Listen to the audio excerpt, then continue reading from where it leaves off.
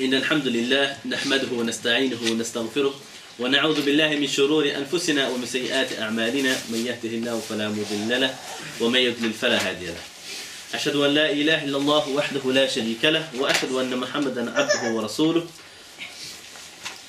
صلى الله عليه وآله وسلم.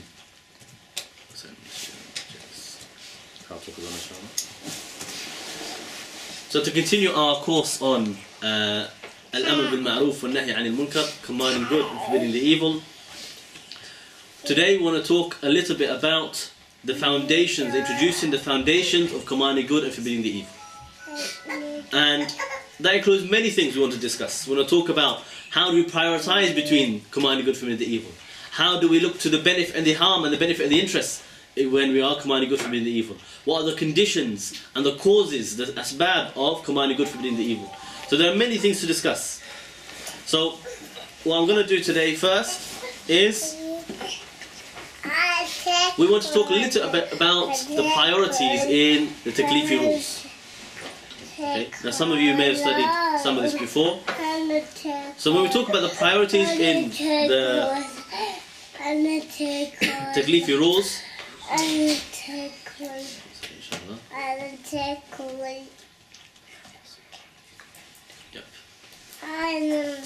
so the priorities in the Taklifi rule we're talking about here, what is more important? To leave the haram or to do the fard? To leave the makruh or to do the recommended? Which is more important? To do the recommended deed or to do the fard? To do the compulsory deed? What is more important, leaving the makruh or leaving the haram? Because sometimes people, they make themselves upside down about the priorities. They focus and could be concerned and be meticulous about one deed while they're leaving a deed which is much greater, much more important. For example, some people, the whole year they don't pray the salah. And then in Ramadan, they pray Taraweeh, 20 rak'ah, long qira'at, and they will go to the masjid and they'll spend the whole time there in Taraweeh. They never prayed Maghrib, maybe they never even prayed Isha, but they prayed Taraweeh. So the question now is that correct? Is it right for us to focus and prioritize this recommended deed over the fard of praying Isha and Maghrib and 5 daily prayers? Is it correct for us to be focusing on going Umrah every year and leaving the jihad fi sabilillah? Is it important for us, is it correct for us to focus on all of the sunan while we are leaving the main obligations of the deen today, like the work to establish the khilafah, like the commanding good, forbidding the evil, the da'wah to Islam, to the jihad, to the motivating the believers? All of these things are fard, whereas there are many good deeds, recommended deeds. Even people can start to get engaged in, what we can say is, projects. Some very important projects, and many people that will have their own very important projects. They have their own plan. I want to set aside, my own time and money and effort and gather people together, and we're going to build a Muslim graveyard, for example. Alhamdulillah, it's a good thing. Another one said, no, I'm going to gather everybody together and we need to set up a school. We need to set up a Muslim school because we don't have Islamic education. Somebody could gather together and say, no, we're going to build a hospital. We need hospitals because all the kuffar have only male doctors and our women cannot go to the doctors without to get humiliated and so on. So they put all of their efforts into that. And then when you come to them and say, come on, let's go to jihad. Come on, let's work for khilafah. Come on, let's command good for the evil. They say, no. If I do that, or if I speak about that, or if I start to engage in that, I'm going to lose the council permission for my masjid.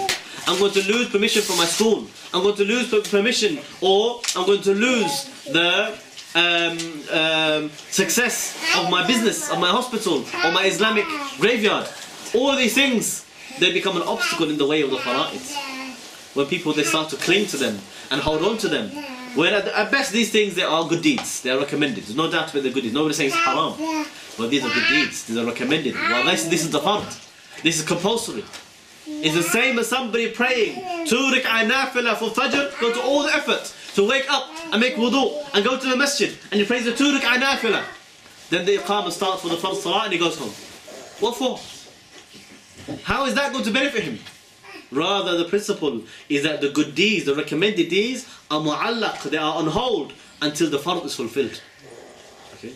This doesn't mean you can't do any recommended deeds until you do a fard deed, but it means if you're not fulfilling your fard, your good deeds mean nothing. Your good deeds are not going to be sufficient. You need to fulfill your fard and the recommended deeds. Okay? This is what you should be doing.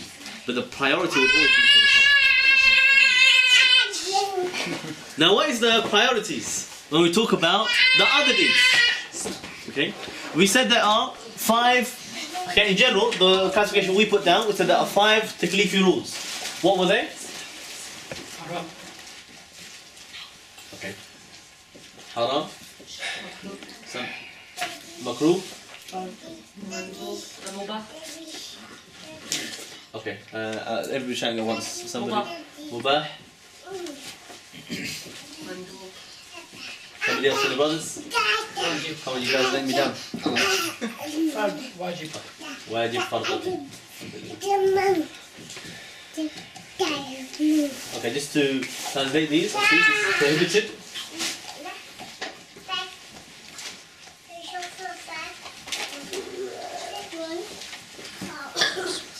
Okay. This is disliked. This is permissible.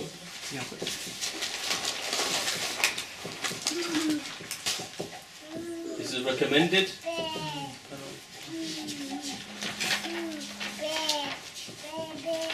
And this is compulsory.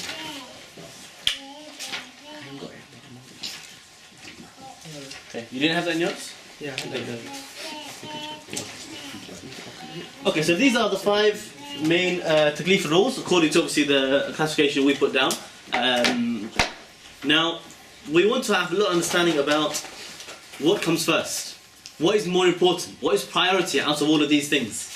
Is it, for example, to make sure we have the best of the best permissible things? Okay, like somebody could say my priority is I need to have the best TV, the best car, the best fridge, the best house. I have to have all these things. People make it fard upon themselves to own a house until they're willing to take mortgages and say, brother, what are you going to do? How else am I going to buy a house? Who said to you it's fard for you to have a house? They say to you, okay, when you say insurance is haram, what do you mean insurance is haram? How are we supposed to drive a car in this country? In this country, you can't drive a car without insurance because they're going to take your car, they're going to point points on your license, they'll arrest you, put you in prison, and so on. So therefore, it becomes allowed for us to have insurance because we have to have a car. Who said it's fard for you to have a car? All of these things permissible. Drive a car or get on the bus. Have a get on a minicab, or hire a car, or walk, or drive a bicycle. Get one of the Boris bikes. Anything, all these things are permissible. No one of these things is fard upon you. So is it the question now? Is it priority for me to leave the haram of insurance, or priority for me to make sure I get and benefit from the permissible things like the car and the house? Is it priority for me to leave the haram of mortgages and interest, or is it a priority for me to gain my own house and my own property? Is it priority for me to leave the haram of interest and student loans, or is it more priority for me to get a permissible degree in mathematics or in science or in English or in history or even worse, psychology? And Allah knows if it's allowed for somebody to have this kind of degree anyway. So what's the question? So the question is it priority to leave the haram or to benefit from the permissible things? This one obviously easy for anybody to understand. Is the haram is priority for you to leave the haram before doing anything permissible. But what else? Is it priority for me to work in the, get a good job and get good salary and get promotion, which all this is permissible? Or is it priority for me to make sure I pay my salah on time? People say, look, if I go to Jum'ah, I'm going to lose my job. Yeah? Is it priority for you to keep your job, or priority for you to pray Jum'ah? For the man. Okay? Is it priority for you to pray your salah on time? Okay, some people ask me a question. So look, when I'm working, sometimes I'm all alone in the shop, and Dhuhr and Asr is so short time nowadays, then there's nobody there to support me, so is it okay for me to pray Qadha when I get home, or to combine my Salah later on? I said, no, shut your shop down and pray the Salah. Who said to you that it's important for you, you have to have your shop, and you have to open the, be at your workplace? Just stop what you're doing, 10 minutes and pray your Salah. What's the big deal? So the priorities always going to be that the leaving or leaving the disobedience to Allah subhanahu wa ta'ala, leaving the haram and fulfilling the duties will always be priority over anything permissible. Because those things which are a choice for us, okay, those things are a choice for us, yeah, is not something which we have taklif or accountability for on the Day of Judgment. So, what are the priorities in order? These 5. How are we going to put these in order? Okay. To put it simply, the first thing we will point out is that to leave the haram is the number 1 priority of all other rules. Is to leave the haram is the number 1 priority. And then it is to fulfill the compulsory deeds, the wajib. Okay? To fulfill the compulsory deeds. And that is because the Prophet ﷺ said in the hadith sahih, he said, whatever I order you to do as much as you can. And whatever I order you to leave, or whatever I forbid you, leave it. Okay? I got the reference for this one for you.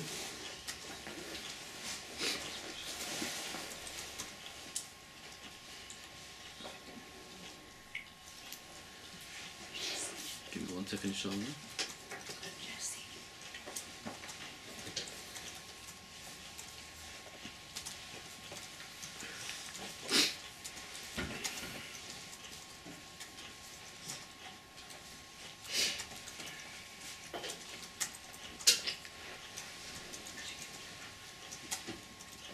Sorry about this, just one moment, I'll give you the reference for this, or I can find it for you later on.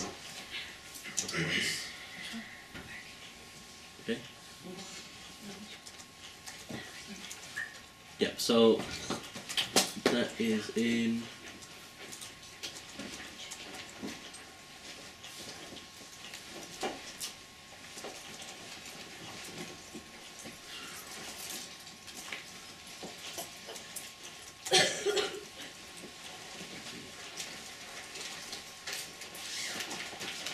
I've got here a Tirmidhi, but I'm not sure if that's corresponds to the right one.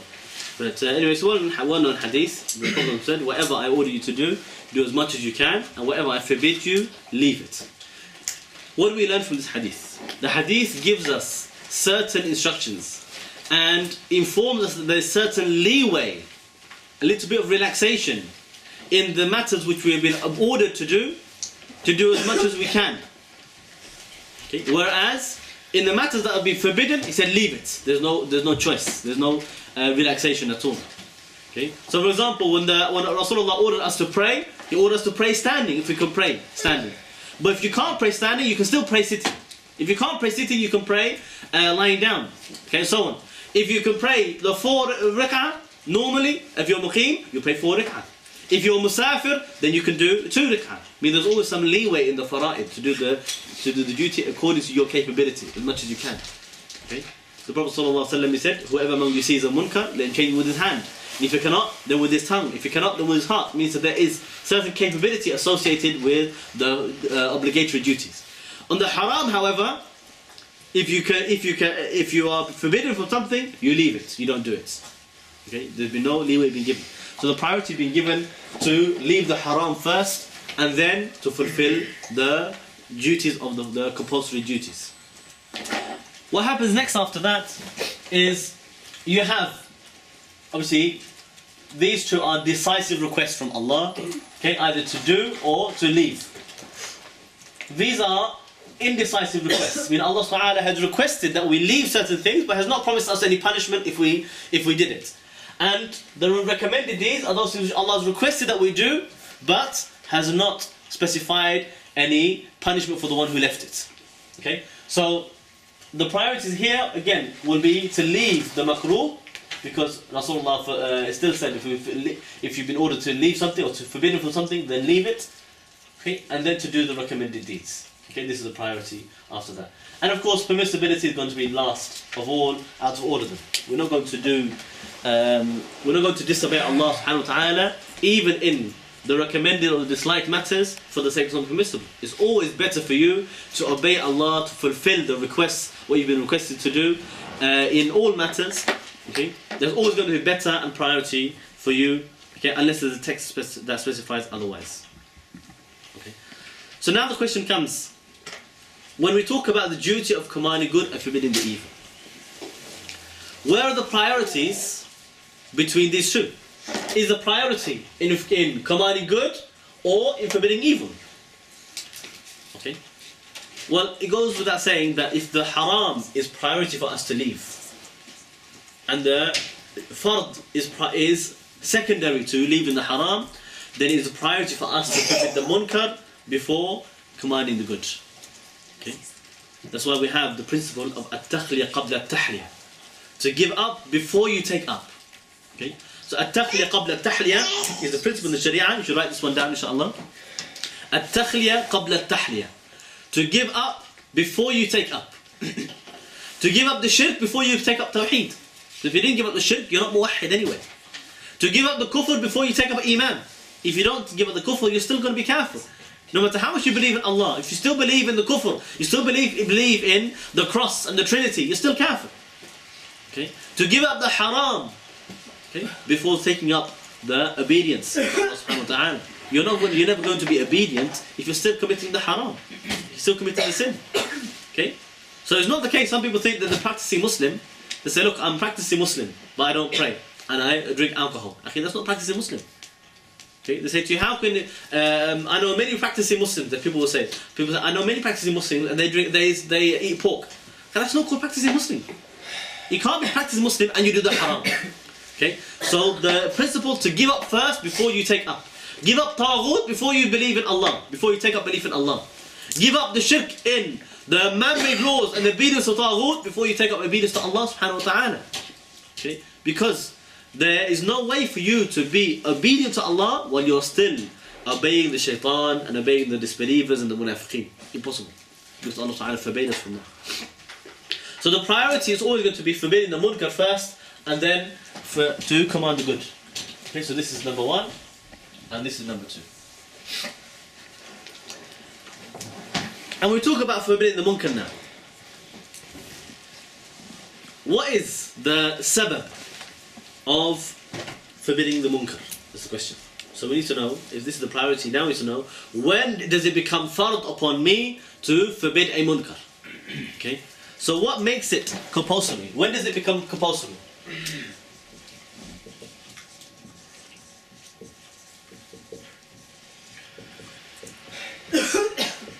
When does it become a duty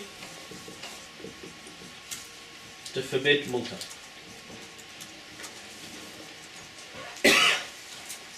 Okay. So now we're talking about now the sabab.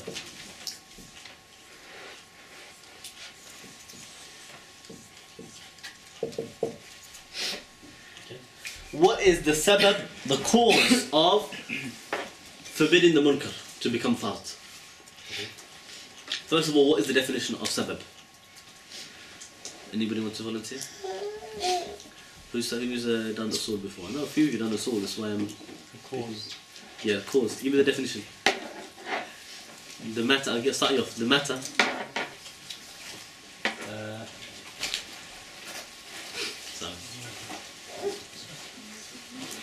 The matter is present. Yeah. Necessitates. Yeah. Absence of the rule. You're nearly there. Okay. So the matter, okay, which its presence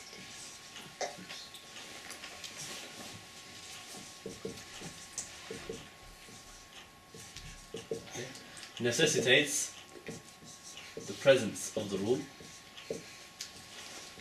Okay.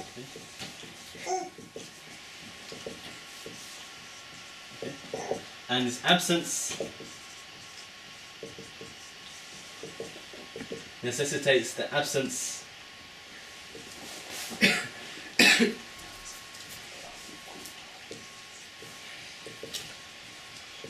of the rule. Okay, so this is the sabab. The sabab is the matter which its presence necessitates the presence of the rule, and its absence necessitates the absence of the rule. Okay, meaning if this sabab is there, then it's fard upon you to forbid the evil. If it's not there, then it's not fard upon you to forbid the evil. Okay, that's simple. For example, I'll give you another example of sabab with the salah. If the time of maghrib is entered, is fard upon you to pray Salat al-Maghrib. If the time of Maghrib has not entered yet, it's still Asr time, it's not fard upon you to pray Maghrib. Okay, nor can you pray Maghrib even. Okay, because when the sun sets, it is fard upon you to pray Maghrib. If the sun didn't set, impossible for you to pray Maghrib. Okay, so this is how you understand a sabab, the cause. So what is the cause in relation to this duty of forbidding the munkar? When does it become a sin for you to be silent about the munkar? And when is it not a sin for you if you weren't talking about that munkar or forbidding that munkar? Okay, does anybody want to... You studied the topic before? Yes? The munkar is known by necessity. Okay, if the munkar is known by necessity, in a sense, yes. For those people who are laymen, obviously they will not normally be obliged to forbid the munkar if it was something not normal necessity, because that's the job of the ulama, and they're not expected to have knowledge about that. But in this case, well, that's more of a condition, we say, of the matter, because in relation to their own knowledge. But it's still fard upon them it's still fard in general for somebody to forbid the munkar. The sabab in this case is going to be when the munkar is present. Okay, so is the presence of the munkar. We've got a lot of presences in this board today.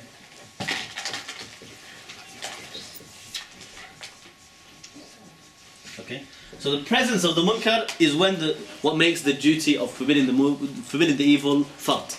Okay, if the evil is there, you have to forbid it. If it's not there, then you don't need to forbid it. You can't forbid it. It's impossible because there's no munkar to forbid. Well, sometimes people, what they do is they focus, because they studied maybe they studied in Medina University or Riyadh University, or they studied in al-Qura University, and they studied with certain scholars who they teach them a lot of theoretical ahkam and theoretical aqidah and deviation, and they talk to you about Mu'tazila, and they talk to you about the Asha'ira and the Jahmis, and they talk to you about the Khawarij, and they talk to you about all these different sects. So these people come out of the university looking everywhere. I need to find these Jahmis so I can forbid them. I need to find the Mu'tazila. They don't exist anymore. Those people don't exist anymore. But the big munkar in front of them, which is the Taghut king, ruling by man-made laws, they can't see it because they never told them about it. You understand? So the fact that there is a real munkar present, they can't see it with their own eyes. And they're looking for munkar which doesn't exist anymore. There's nobody called Jahmi anymore. Nobody follows the belief of Jahm bin Safwan today. Nobody believes the belief of Muhammad bin Karram, okay, or Ibn Dirham. They don't follow these creeds anymore. These are old deviation in the past. They died out. They were executed, most of them. So what is fard upon you to forbid is the munkar which is present, which exists. You know, sometimes you see the khutbah in Jum'ah, and what the khatibs do, some of them, is that they will read a khutbah from the times of the past, the Salaf. Okay? And that Jum'ah is an opportunity. It's an opportunity for you to address, okay? To give this khitab, this address to the ummah. It's an opportunity for you to make i'lan, to make a notification of the people of the deen, of the tawheed, to notify them about what is important today, to warn them about potential harm and munkar, to command good, forbid the evil. Opportunity. But what the khatib does nowadays is he has a book with old khutbahs from the time of the Salaf. Obviously, they're all in Arabic anyway. Most of the people in front of him don't even speak Arabic, so they don't understand. Okay? But those who understand, sometimes they will listen. And you'll find some of those khutbahs, they will be, talking about munkar of the time, okay, of the Salaf, of 1,000 years ago. So particularly even the khutbah of Umar Khattab, for example, he started to warn the people, he said, look, be careful of the so-and-so robe of the Romans, because it doesn't cover the awrah. Okay? Which is good warning, but nobody wears those robes anymore. You need to warn them about what the munkar today people are wearing. You need to warn them about the GPU that's happening today, where they start to call for what? Global peace and unity. What does that mean? Unity with the kuffar. Means peace with the kuffar while they are killing us and occupying us. Means give up the jihad. Means they are warning the people to leave Islam and to join the kufr, funded by the police, and even though to start having catwalks and fashion show and speed dating. All the haram. That is the munkar you need to forbid, because that's what exists now. That's what is happening in front of us, not what happened 1,000 years ago. So the presence of the munkar is what will make something fard. The Prophet ﷺ said, "Man ra'a minkum munkaran falyughayyirhu biyadihi." Whoever sees an evil, then he must change it with his hand. And if he can't, then with his tongue. And if he can't, then with his heart. Meaning is the munkar that's present, that exists, the one that you see. Okay. The other hadith we mentioned before, I'm not going to repeat them all because we've studied them before. So Allah does not punish the people, the masses, because of the actions of a few, until the sins are seen among them while they were able to prevent them, but they didn't prevent them. Okay. So meaning when those sins appear, when those crimes appear, when they exist, they are present. That's when it becomes compulsory upon us to forbid the munkar. And if it doesn't exist, then it doesn't apply anymore. Moreover, the other thing we need to discuss briefly about for forbidding the munkar is what is the priorities among the munkars, among the munkarat, the different evils.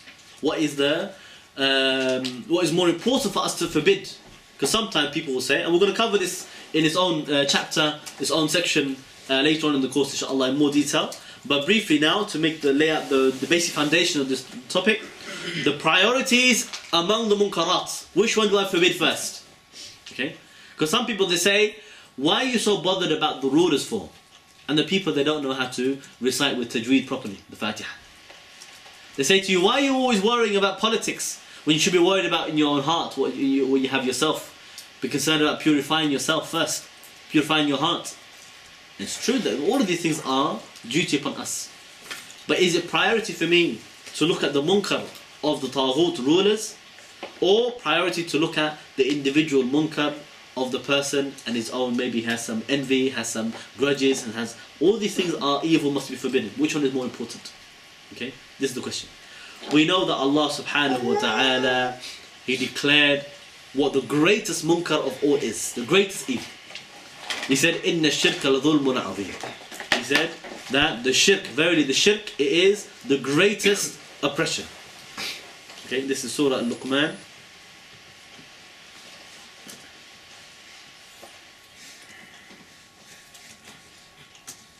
Okay, you get the reference, exact reference for you. Surah Al-Luqman.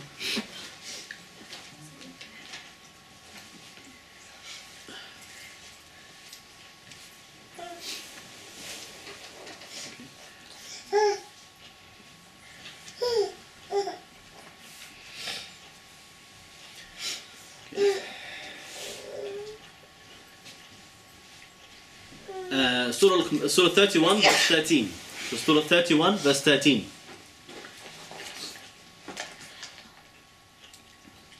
Okay. So the shirk is the greatest munkar. And without saying, that must be the most important munkar for us to forbid before anything else. The shirk must come first to forbid the shirk. And the other verse, Allah Ta'ala says in Surah Nisa verse 115, He said, إِنَّ اللَّهَ لَا يَغْفِرُ أَن يُشْرَكَ بِهِ. Allah does not forgive the shirk. وَيَغْفِرُ مَا دُونَ ذَلِكَ لِمَن يَشَاءُ. And He forgives anything less than that for whoever He wishes. I mean, there's no sin that compares to the shirk. Nothing at all that compares. Everything else is less. He said that Allah does not forgive the shirk. Okay, it's Surah verse 114, sorry. It's Surah 4 verse 11. No, that's wrong as well. Give me 1 minute, I'll find it for you. Maybe 116. Surah 4 verse 116. Okay, so he said that Allah does not forgive the shirk. I mean, He's negated His own attribute of being the forgiver for the sake of this crime, because it's so big, so serious, so enormous. And He said, وَيَغْفِرُ مَا دُونَ ذَلِكَ لِمَن يَشَاءُ. And anything else which is less than that, anything less than the shirk, Allah will forgive whoever He wishes. Okay. So that is the most important thing. And today, what is nowadays the greatest shirk of the people today? It is the man-made laws. The shirk could be in anything. It could be in the rububiyyah of Allah. When somebody says Allah has a partner, or Allah has a son, or there's another creator beside Allah called Mother Nature, or called evolution, or chance. When they start to make partners with Allah in His creation, in His own actions, that is shirk in Allah. And as well as the one who makes shirk in Allah in His legislation, who claims the rights of Allah to be able to make laws and to decide what is halal and haram and fard and mandub, what has reward and what has punishment. That is the greatest crime of all. It is a shirk in Allah. Because Allah Ta'ala says, إِنِ الْحُكْمُ إِلَّا لِلَّهِ أَمَرَ أَن لَا تَعْبُدُوا إِلَّا إِيَّهِ. In Surah 12 verse 40, Allah Ta'ala says that the law is only for Allah. And He ordered that you worship nobody but Him. And Allah Ta'ala says in Surah Tawbah verse 31, Surah 9 verse 31, اتخذوا أحبارهم ورهبانهم أربابا من دون الله. They took their rabbis and their priests as lords instead of Allah. Okay? And in the hadith explained that, said that because Uday bin Hatim, he said, I came to Rasulullah when he was reciting this verse, and he said, we never used to worship them. And the Prophet ﷺ said, did they not used to make haram what Allah made halal, and halal what Allah made haram, and you used to obey them? He said, yes. He said, that is how you used to worship them. Okay?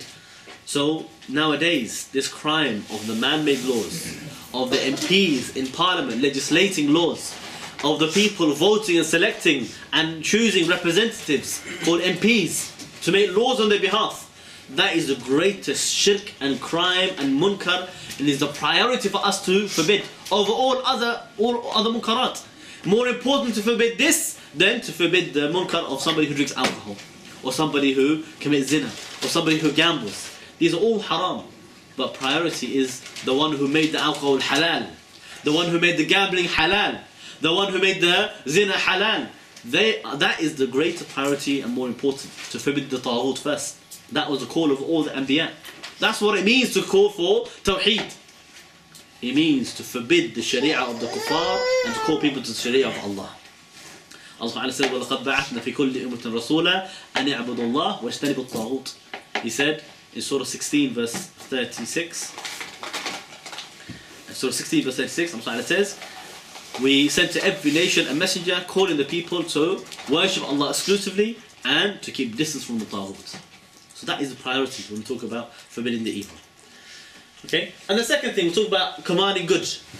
What is the sabab of commanding good? Okay? Well, if the sabab for forbidding munkar is the presence of the munkar, the sabab of commanding ma'roof is the absence.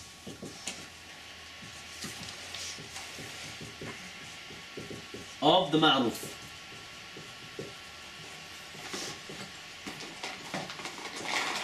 The absence of the ma'roof. If people are not doing the good deeds, then you order them to do the good deeds. If the people are doing the good deeds already, okay, I mean it's not absent, the people are doing it, it's not fard upon you to command them to do it. Okay? If somebody just plays Salatul Maghrib and they finish the Salah, then somebody turns around and says, Akhi, you know Salatul Maghrib is fard. If you don't pray Salatul Maghrib, you're going to be simple, you're going to go to hellfire. Taqillah, Akhi. The main difference between us and the kuffar is the Salah. Whoever leaves the Salah is kaf. Akhi, I just prayed Salatul Maghrib, it's too late. Tell me before I pray, not now. Okay, so it's not fard upon you to command people to do a good deed, they're already doing. Okay? It's fard upon you to command people to the duty that they're not doing. Okay? The ones that they're not doing.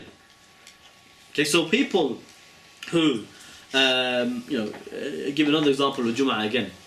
Okay, if you're going to give a khutbah in Jum'ah, Salatul Jum'ah, ordering the people, telling them how important it is to make wudu and to make salah and to come together to the masjid on the day of Jum'ah, you're preaching to the wrong people. Because your khutbah is in front of everybody who already made wudu and already came to the masjid.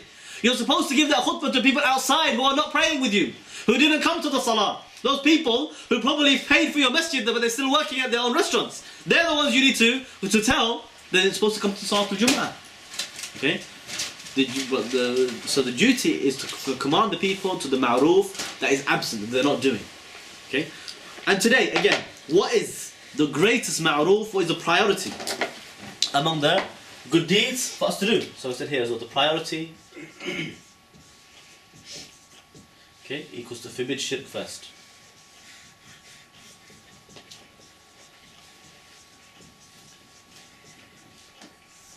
Okay, and the priority for commanding good. What is the highest ma'roof? What is the highest good? Sorry?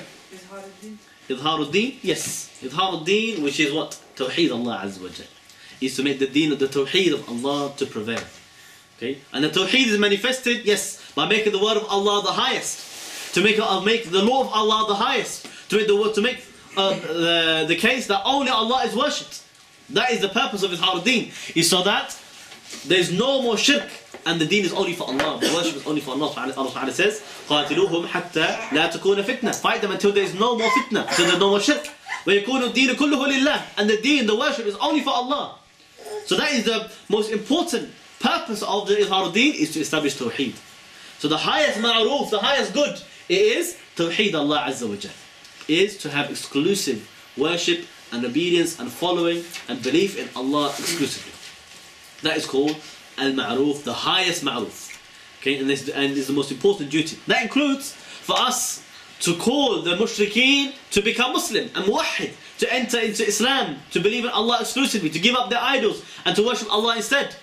It includes as well to call the people who are obeying shaitan and following the laws of shaitan and the disbelievers, calling them, come on over to the law of Allah subhanahu wa ta'ala.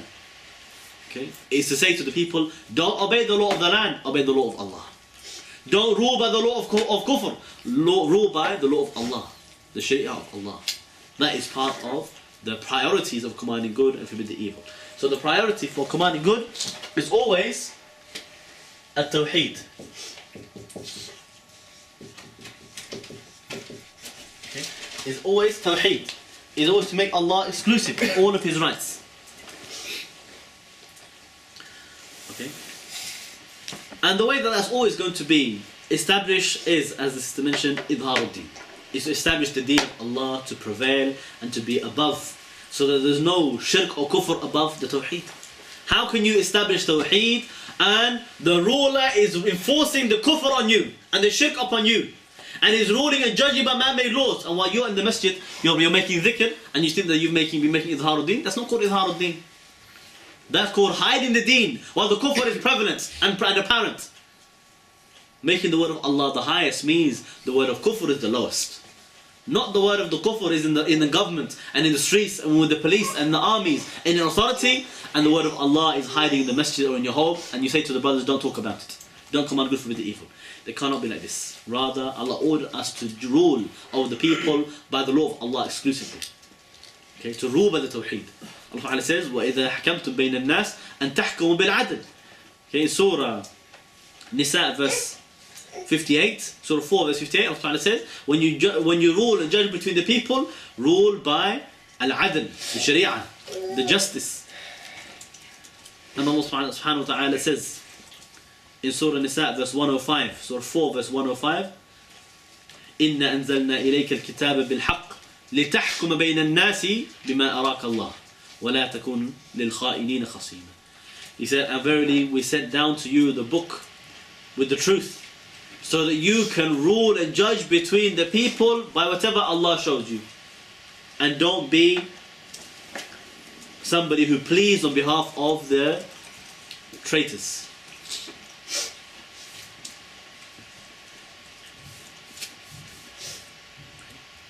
And if you want to talk about today what is among the greatest, so ma'ruf that is missing, that's absent today that we need to call for.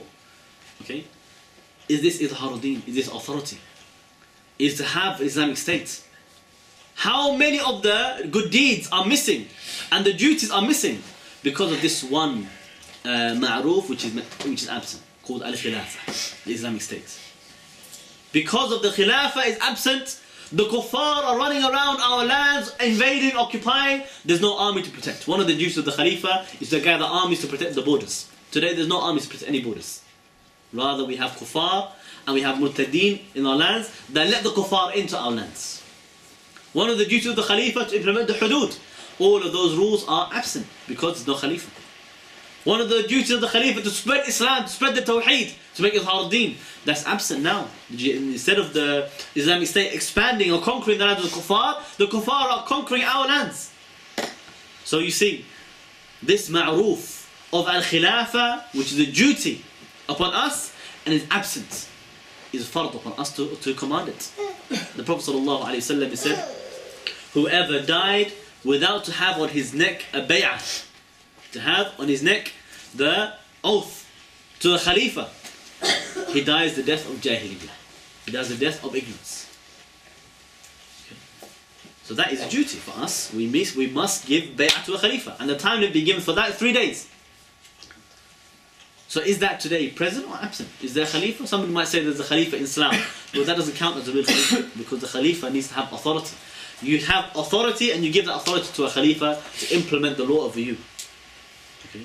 So when that bay'ah is missing, is absent, you are obliged to fulfill it and to order the people to fulfill it, to command good, to command that ma'ruf.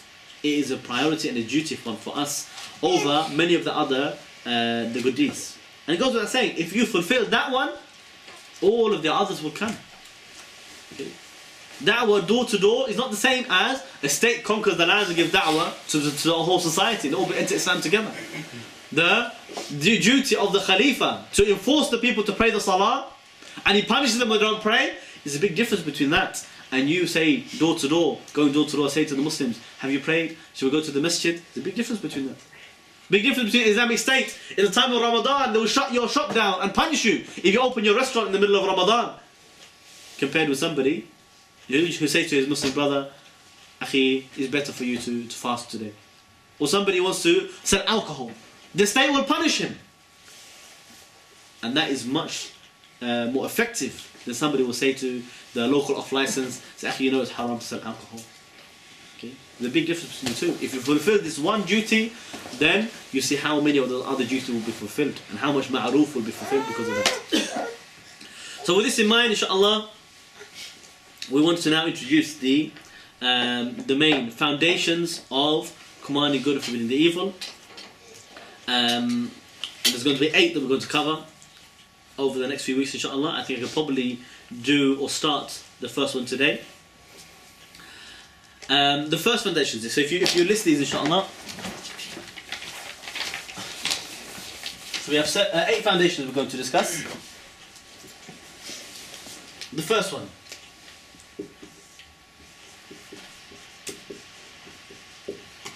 The Sharia defines what is ma'ruf and munkar.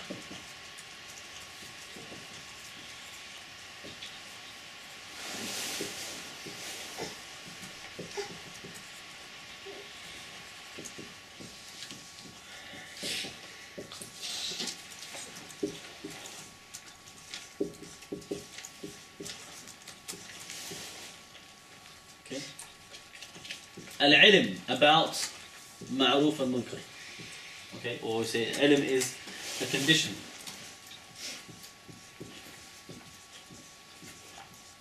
Okay, because obviously the different munkar, different good and bad deeds are different types. Some of them are normal necessity, some of them are not. Okay, so who will forbid the one that's normal necessity and who will forbid the one that's not normal necessity? The ilm, it is a condition.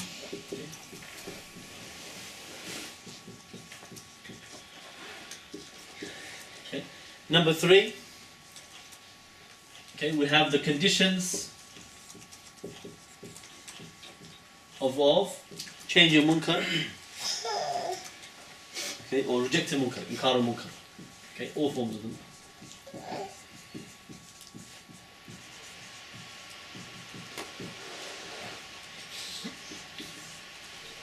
Okay, number 4, maratib inkar al-munkar, the levels of changing a munkar or rejecting a munkar.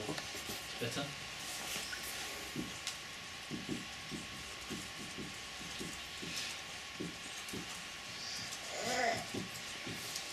Okay. And on this side,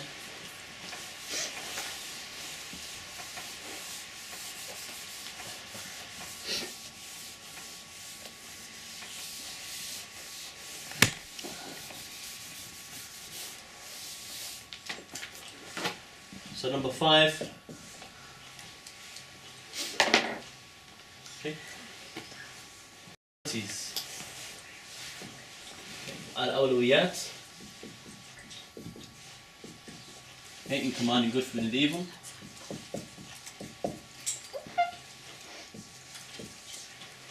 Number 6, benefit and harm.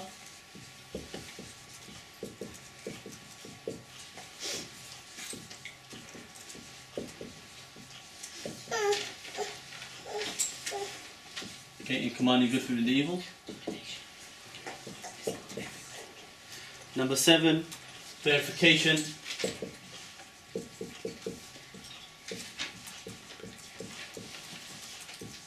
is a condition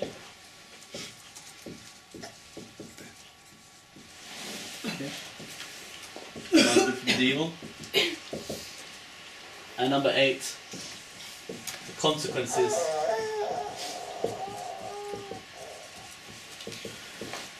of neglecting.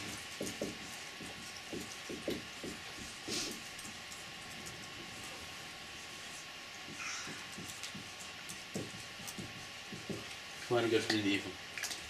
Okay?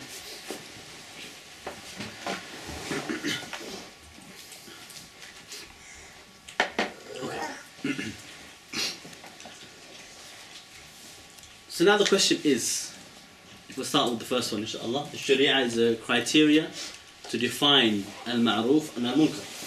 Okay? The Sharia is the only criteria that can define for us what is ma'ruf and munkar. Okay? It's very important. Because many people, they talk about commanding good with the evil. And they have their own ideas of what that means. They have their own ideas what is good and what is bad.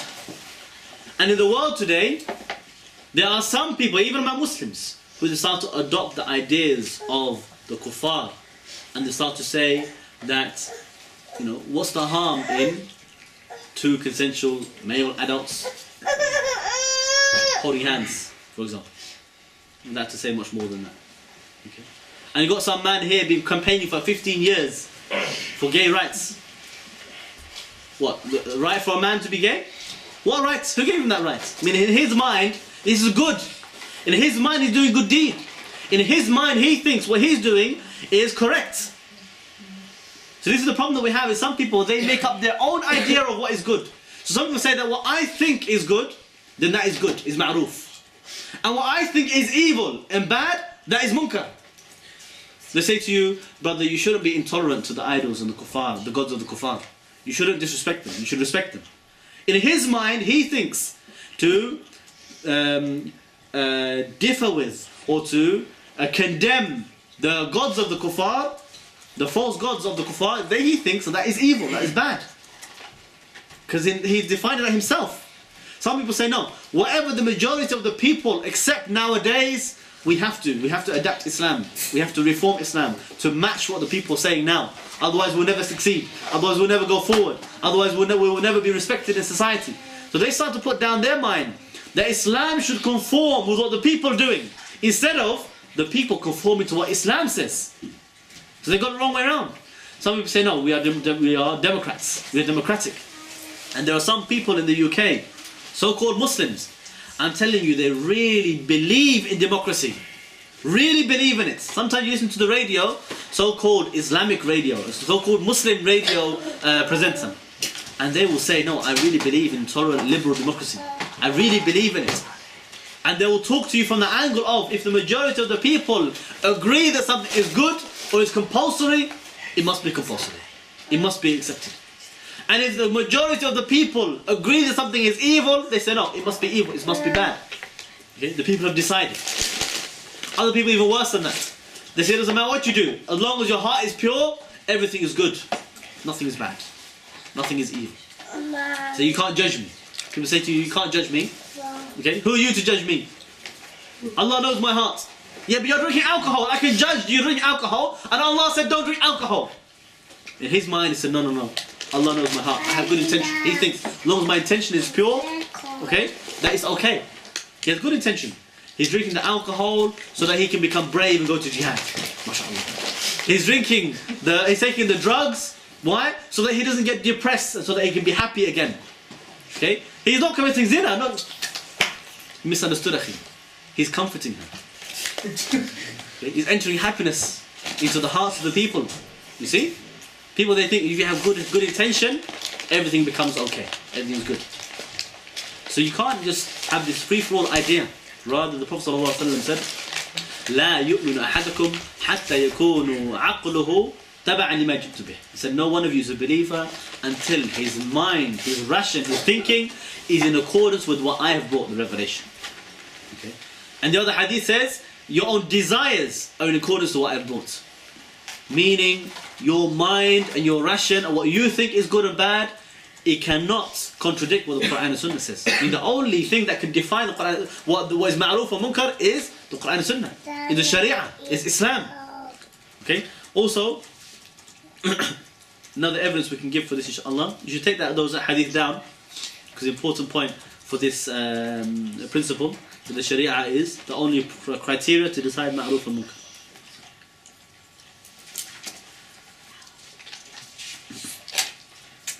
Also take down Surah Kahf verse 104, Surah 18 verse 104. Allah subhanahu wa ta'ala says, الَّذِينَ ضَلَّ سَعْيُهُمْ فِي الْحَيَاةِ الدُّنْيَا وَهُمْ يَحْسَبُونَ أَنَّهُمْ يُحْسِنُونَ صُنْعًا. He said that there are those people who all of their deeds were lost in this dunya, in their life of this dunya, while they thought that they were doing good deeds. So Allah Ta'ala says those people who all of their deeds were lost in this life while they thought that they were doing good deeds. Meaning what? Meaning what you think is good deed is not enough. Allah needs to say it's good deed. Meaning it must be defined by Allah, not defined by you. So all of the people in their mind, whatever they think is good is irrelevant unless they have Quran and Sunnah. Unless they have evidence. Somebody will say to you, election time. So brother, we need to have less of the two evils. We all must vote together. And they'll even start to quote you ayat and hadith that Allah said, وَاعْتَسِمُوا بِحَبْلِ اللَّهِ جَمِيعًا, unite together on the rope of Allah. So all brothers, we must all unite together behind the respect party because they are the least of the two evils. We must have tactical voting. That's not called unity. And it's not called ma'ruf, it's not called good deed. Because that is what they decided. They said to you, we should all vote. And until some people, they start to make istihlal and say, look, if you don't vote, as if you vote. And if you vote, as if you didn't vote. Completely just making whatever Allah made haram, making it halal. Rather, this is something which is shirk in Allah. There's no way for it to be good deed. How can it be good deed while Allah subhanahu wa ta'ala has forbidden it and declared it to be disbelief and act will take it to hellfire. Okay. Another evidence in this regard is the Prophet sallallahu alaihi wasallam said, لا طاعة لمخلوق في معصية الخالق. There is no obedience to the creation in disobedience to the Creator. Okay? There's no obedience to the creation in disobedience to the Creator. Okay? Even in one narration, okay, another narration of that. In the other narration of that, the Prophet ﷺ said, لا طاعة لبشر في معصية الله. There's no obedience to the human being in disobedience to Allah. Meaning, Allah subhanahu wa ta'ala gives no credibility or legitimacy to your commanding and forbidding if you're telling people to disobey Allah. Meaning whatever you think is good or bad and you're commanding people, forbidding to people, Allah said to everybody, don't obey Him. Don't listen to Him. Only obey Allah. Okay. The other evidence for this, Allah says, وَلَا تُطِعِ الْكَافِرِينَ وَالْمُنَافِقِينَ. Do not obey the disbelievers, do not obey the hypocrites. Okay. So it's not up to them. It's not up to them what is good or bad. Okay, so that is Surah 33 verse 1. Okay. And also in Surah Nisa verse 65. Okay. Allah subhanahu wa ta'ala says, فَلَا وَرَبِّكَ لَا يُؤْمِنُونَ حَتَّى يُحَكِّمُوكَ فِي مَا شَجَرَ بَيْنَهُمْ ثُمَّ لَا يَجِدُوا فِي أَنفُسِهِمْ حَرَجًا مِمَّا قَضَيْتَ وَيُسَلِّمُوا تَسْلِيمًا. He said, no one of them is a believer until they make you the judge in all of their affairs. Means Muhammad ﷺ, the Sharia of Muhammad, the arbiter, the judge in all of their disputes. And he said, until after that you have no hardship in your heart against the decision and you submit to it fully. Okay, until you submit to it fully. So that means the only criteria for us, based upon these verses, the only criteria for us to decide what is the considered to be ma'ruf and munkar is number one. Okay, so okay, take from this. Okay, I've got A. Quran, Sunnah. Okay, according to the Sahaba understanding.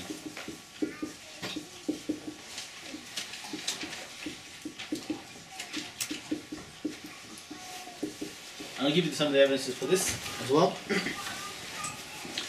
Allah subhanahu wa ta'ala says in Surah Nisa verse 59. Okay, Surah 4 verse 59, Allah subhanahu wa ta'ala says, يَا أَيُّهَا الَّذِينَ آمَنُوا أَطِيعُوا اللَّهَ وَأَطِيعُوا الرَّسُولَ وَأُولِي الْأَمْرِ مِنْكُمْ. O you who believe, obey Allah and obey the Messenger, and those in authority among you. Okay, and al-uli al-amr is known as al-ulama. Okay, all of the mufassirin agree that the uli al-amr means the scholars.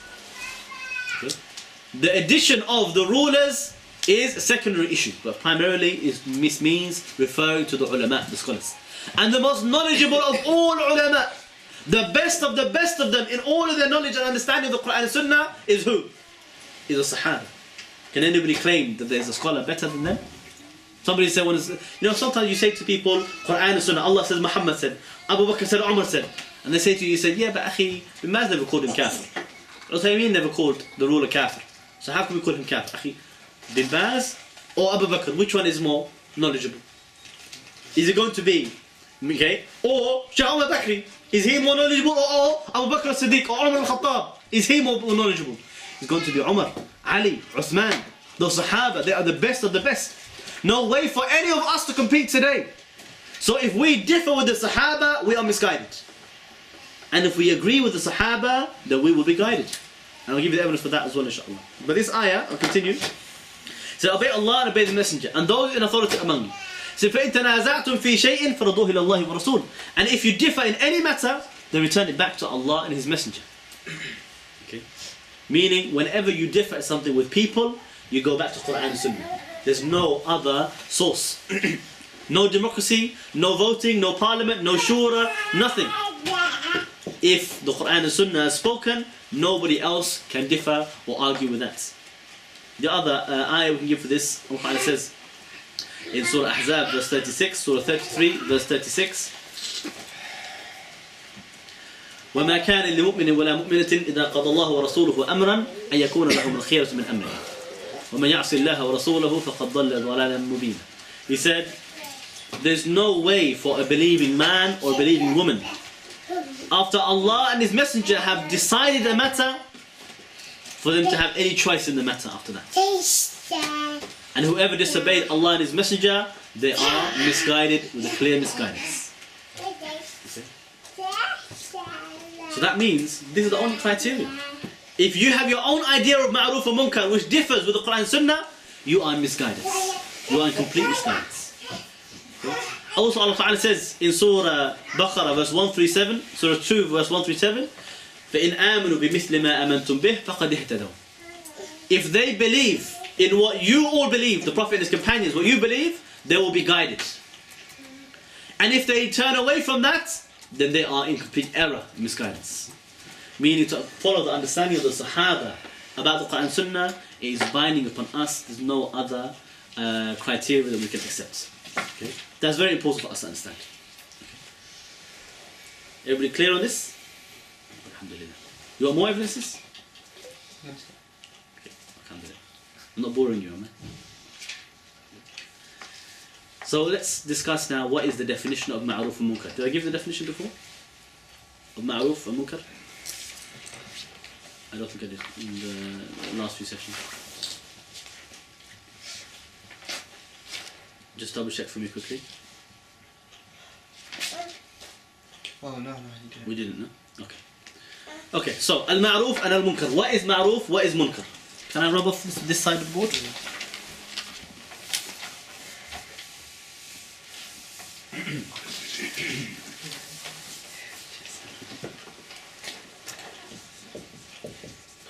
Al-ma'ruf, okay, and al-munkar. Okay, the definition of these.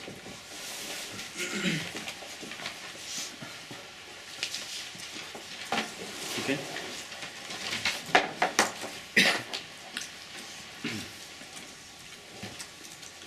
Okay.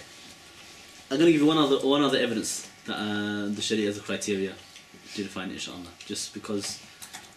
So you've got it for your notes, inshallah. So remember the purpose of this halaqah. Okay, for those of you here as a halaqah, as a regular circle, is I want you to be able to teach the topic. It's not just for you to come here and understand. That's why I'm not going to give you just one evidence and then move on. I want you to have a whole range of evidences for each of these points, because you need to be able to deliver it and give halaqah in the future to somebody else. You need to be the one, next time you have the course, you should be at the front giving the course. Okay, I want you to be able to be equipped with everything you need to understand and to relate to other people and to debate it as well when people start to differ with you. So one other evidence, inshallah, Surah Baqarah, verse 31 and 32. Okay. Surah 2, verse 31 and 32. Allah subhanahu wa ta'ala says, okay, وَعَلَّمَ آدَمَ الْأَسْمَاءَ كُلَّهَا ثُمَّ عَرَضَهُمْ عَلَى الْمَلَائِكَةِ فَقَالَ أَنْبِئُونِي بِأَسْمَاءِ هَؤُلَاءِ إِن كُنتُمْ صَادِقِينَ. He said, Allah taught Adam all the names of all the things. And then he showed it to the angels and they said, tell me the names if you know or if you are telling the truth, if you are truthful. And the angel said, قالوا سبحانك لا علم لنا إلا ما علمتنا إنك أنت العليم الحكيم. He said, glorified are you, we have no knowledge except for what you have taught us. And you are all knowledgeable, all wise. Meaning, these names and these titles that Allah uses, Allah is the one who defined them. Allah is the one who gave those names. And unless you got it from Allah, you say like the angels, we have no knowledge about it at all. It's not for us to put forward a definition from ourselves or from our ration. Only Allah subhanahu wa ta'ala can lay it down. So therefore, al-ma'ruf is defined as a noun that combines everything that is known to be obedience to Allah. Okay, and obedience to the Messenger of Muhammad sallallahu alaihi wasallam, whether compulsory or recommended. Okay, so I'll repeat that. Al-ma'ruf in the deen, in the sharia, is defined as a noun that combines everything that is known to be obedience to Allah and obedience to the Messenger, whether compulsory or recommended. Okay, so this is an important one for us to take down.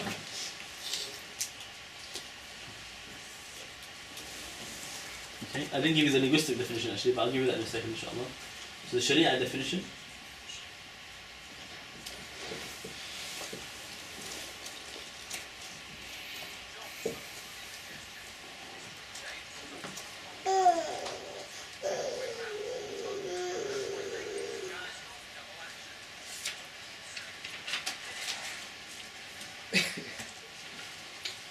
Okay, so it is a noun that combines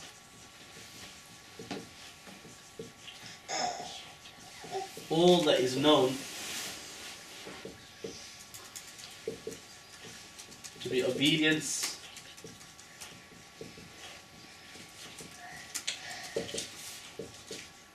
to Allah and His Messenger.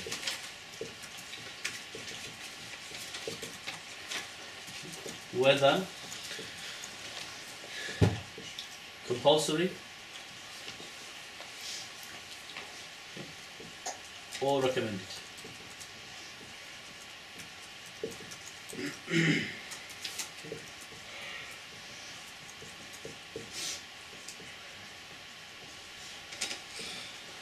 Okay, so anything that is compulsory, fard, wajib, or recommended, mandub or mustahab, whatever you want to name it, all of that, it is considered to be ma'ruf. Okay, all of it is called ma'ruf. Okay, so that includes everything from the salah to the zakat to the fasting to the hajj to the umrah to the nafila salah to the nafila fasting to khilafah to bay'ah to jihad. All of these things are called ma'ruf, and whichever one is absent, you're obliged to command it. Okay, what does not fall under this definition of ma'ruf according to the sharia? When people they call you to something has no evidence in the Quran and Sunnah. They start to say to you, we need to celebrate Miladun Nabi, for example. We need to celebrate Miladun Nabi. That is not ma'ruf because there's no evidence for it. It's not based upon Allah and His Messenger said. Not based upon Quran and Sunnah said. Okay? The one who says to you, we need to vote in the elections. We need to join the police. We need to call the police. I've heard some khutbahs. Alhamdulillah, I never attended those khutbahs. But I've heard recordings of some khutbahs. People in the UK telling the masjid, everybody in the masjid, if you know a Muslim that believes in jihad and believes in fighting against the kuffar, he said, call the police. He said, it's your duty to do so. This type of commanding, what he believes is good, is not correct, because that is contradicting everything from the Quran and Sunnah. And the same thing when people say to you, be silent, don't make trouble for everybody, be quiet, don't talk about the deen, don't talk about the sharia, don't talk about khilafah. That is not forbidding munkar, it's not commanding good, because it is disobedience to Allah subhanahu wa ta'ala, is calling people to the disobedience to Allah subhanahu wa ta'ala. I apologize, that's about my block nose today. Okay. Linguistically, I forgot to give you the linguistic definition, the definition for this. The word ma'ruf comes from the verb arafa. Okay. Means, okay, to know. Okay, if I talk about ma'ruf specifically, means to be known, and it means to be desirable.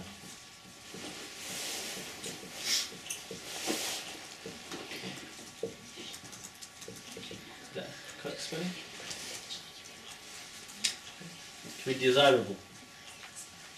So something which people they like, okay, something which is considered to be, a thing that people will be tempted by or be inclined towards, okay, and something which is known.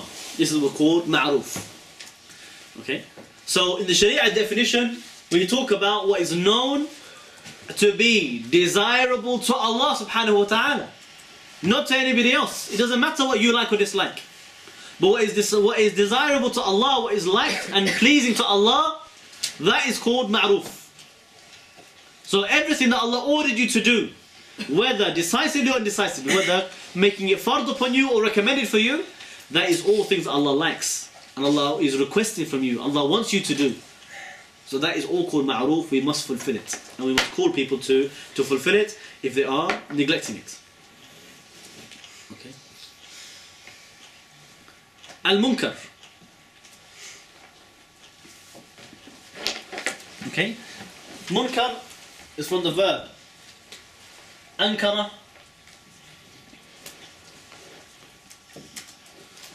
Okay. And it means, okay, something which is rejectable.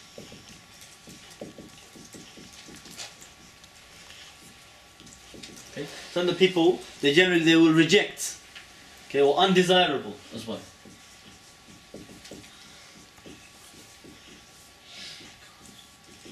Something rejected or something undesirable, that's called munkar. Okay. Or something which is denied, that people deny it.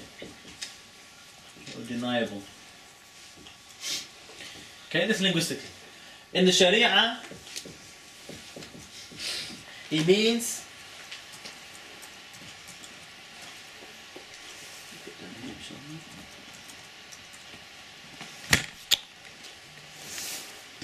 okay, it's a noun,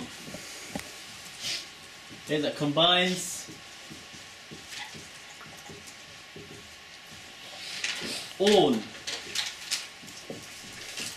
that Allah and His Messenger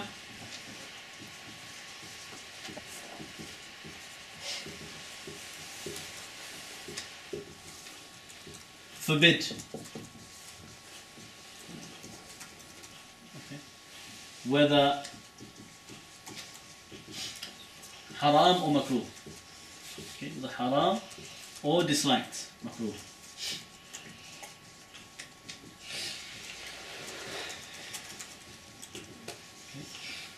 Essentially we're saying, we see anything that Allah dislikes, anything that Allah rejects from your actions is all munkar. It is all rejected. It is all evil. That is the definition of munkar. So when we say, when the munkar is present, we're talking about something which Allah has forbidden by text from the Quran and the Sunnah. Okay? Something which is haram or something which is makruh, disliked. That is called munkar. So the munkar could be, for example, somebody drinking alcohol, somebody gambling, somebody stealing, somebody murdering. It could be something makruh, somebody whistling, and one of the disliked or prohibited forms of whistling. It could be somebody cracking his knuckles in salah. somebody drinking while standing up. All these things are munkar. Okay, some of them are haram, some of them are disliked, but we forbid them if we see any of these are present. Okay, so if any of these are present and we see it, we should forbid it and call the people to leave what they are doing because it is disliked by Allah subhanahu wa ta'ala, it is rejected by Allah. Okay, so now comes the question: what is not considered to be munkar? Because again, we have the problem is some people, they forbid you from deeds which are good, and they think it's evil. Okay, let me say to you, for example, if I ask you now in the room, is burning a poppy munkar? Does it fall under this category? But this definition, is it fard for us to forbid people from burning a poppy? Why not? It's not munkar. Give me text. Allah never said it's haram for you to burn a poppy. We're not talking about real poppy anyway. Okay? We're talking about paper poppy. Where's the evidence that is prohibited? Where's the evidence people say to you, oh, you're not allowed to condemn the soldiers. Don't come out in the streets forbidding the soldiers. Really? Where's the evidence that it's not allowed for us to do that? Or even worse, people nowadays they say to you, don't call for Sharia in the UK. A'udhu billah, what are you talking about? How can you say, don't call people to obey the law of Allah in the UK? Whose law is supposed to obey in the UK? If not Allah's. Is that munkar? To obey the Sharia is munkar? Under which definition can you decide that Sharia of Allah is munkar? Or calling people to the Sharia of Allah is munkar? Or calling for khilafah is munkar? Or bay'ah is munkar? It's impossible. You can never make that and fall into this definition. Because neither is that haram or makruh. And if you want to say it is, you need to have evidence from the Quran and Sunnah. Because that's the only criteria to decide what is ma'ruf and munkar. We don't just make up the deen as we go along. We can't just decide for ourselves what is good or bad. And we start to tell people, don't do this or do that according to your own desires. Allah subhanahu wa ta'ala says, وَلَا تَقُولُوا لِمَا تَصِفُ أَلْسِنَتكُمُ الْكَذِبِ هَذَا حَلَالٌ وَهَذَا حَرَامٌ. Don't say with your tongue the lie. This is halal, this is haram. It's not up to you. It's up to Allah subhanahu wa ta'ala. Okay? So when people they start to make these suggestions and they decide themselves, okay? And when you ask them, what do you mean you're not allowed to call for Sharia in the UK? Say, listen, akhi, because look, we have this, I've got a plan. We've got a special plan. Okay? It's more practical for us. If we go to Muslim country, okay? Like maybe specifically it has to be Syria. Not Mecca, not Medina, that's not good enough. It has to be maybe Syria. Maybe it has to be Egypt. And there we can have plan and we can establish khilaf. Isn't that better, akhi? Is it more realistic? Akhi, whatever you call it realistic. How did it become haram for you to call for Sharia anywhere in the earth? When Allah ordered us to obey the law of Allah and to rule by the Sharia of Allah and to arbitrate to the law of Allah wherever we are in the earth. So nobody can decide and make something a munkar by their own rationality or their own practicality or their own mind, what they think is good for them or good for other people. That is not criteria for us to define munkar. It must be based upon the Sharia of the Quran and Sunnah only. Okay? And all of these ideas, there is more hikmah. It's more wise for us to do it like this, so therefore it's haram to do it in that way. That is not an argument. That is not a valid argument. The one who says to you it's more practical to do it in this way, so therefore you can't do it in any other way. That is not an argument. Not a valid argument. Rather, you know what that is? That is the deviation of the Mu'tazila. So I can give you now the definition of ma'ruf and munkar by the Mu'tazila. And you tell me which one these arguments they fall under. Okay? They defined ma'ruf as al-hasan and al-munkar as al-qabih. They said the ma'ruf is what is good and the munkar is what is bad, what is hated, al-qabih. And he said, okay, they said, give the definition. Okay, they said that that's okay,